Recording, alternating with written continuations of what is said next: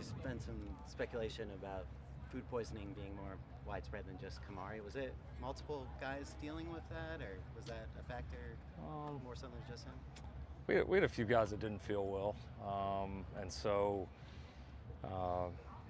don't know how in depth I really want to honestly get into it. To be honest, we had a few guys that didn't feel 100%. I'll put it that way. So it hit people, kind of varying degrees, but yeah, and it's just part of road ball, man. You know what I mean? Like it's part of road ball, and no excuses. We're not a excuse-making program. I'm not going to start now. But guys who are actually playing had symptoms. There was a few guys. There was a few guys, and again, we have people that had varying symptoms, but there's a few guys that didn't feel their best. Yeah.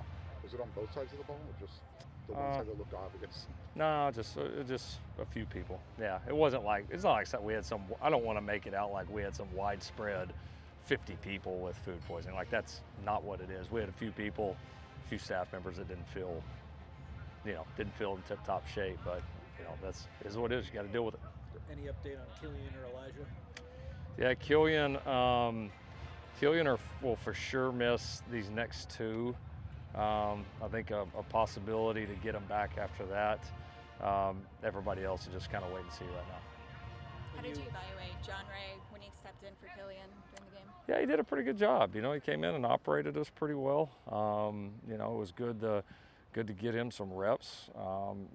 It's obviously great for us that we can bring in a second center and have a guy like that's played a lot of college football. And yeah, he's new to our place and a little new to our system, but he's played a lot of ball. And you could tell a little bit once he got in there. He made a couple of mistakes, but all in all, we still moved the ball really well when he was in there.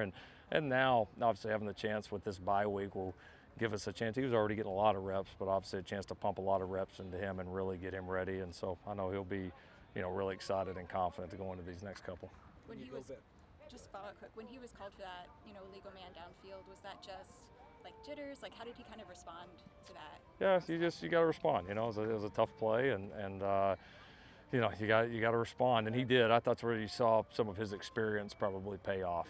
Some young guys, you have a play like that was such a big play, and the energy, those that were there, the energy, it was a major shift, and so a lot of young guys I think would have went in the tank. So I give him credit for, keeping his head in it, keeping his composure. He made an error, he came back and played a lot of good ball for us. You had a lot of great receivers during your time as a coach here as well as at Oklahoma. Where would you rank Mekhi Lemon right now? I don't rank him while they play for me, but he's playing good ball for us right now. I mean, his versatility and consistency really stands out, to me in the way that he's playing. He's a guy that we feel like can, do a lot of different things well on the field, and that allows us to use him in different areas and be creative and try to, get him in situations where we feel like, the advantage is going to be ours. And yeah, he's improving. He works hard out here at his craft. Football's important to him, and he just keeps getting better and better. And I think our confidence in him just keeps growing as well.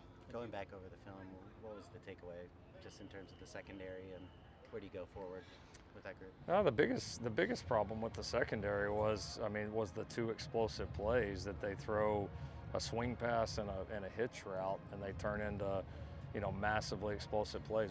We didn't leverage the football properly on two plays, and they made us pay. And that's the biggest takeaway. We had a few errors. You have a guy in there like a D. Reddick who hasn't played a lot of ball for us yet. D battled his tail off, and he made a lot of really good plays. We had a few errors here and there that have got to get better. We made some plays. We got beat a few times, but the biggest, we tackled. We had a lot of awesome individual tackle efforts. Christian Pierce was off the charts again. He's playing so well right now. But the biggest thing is, you can't take a team like that and allow a hitch route and a swing pass to go the distance that they did. Those to me were the biggest things. You take those two off of it, it's going to be really tough for them to beat us. And but that's part of playing that position. There's nothing else behind you. And so, whether it's being where you got to be in coverage, whether it's leveraging the football on the correct shoulder.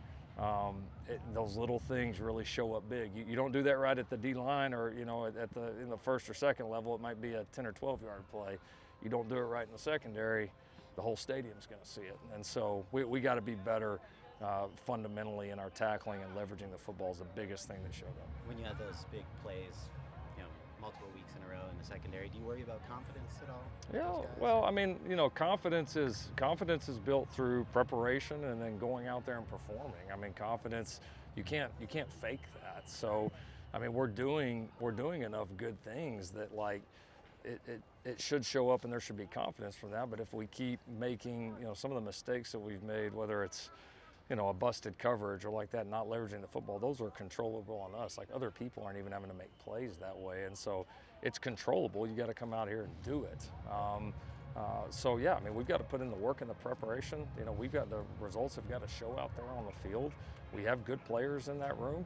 Yes, we played with a lot of different guys the other day and some new lineups and all of that, but that's at the end of the day, you got to go perform, and these guys know what they need to do, and so we need to have a really good bye week here in the secondary, and then we need to go put it together and play a complete game.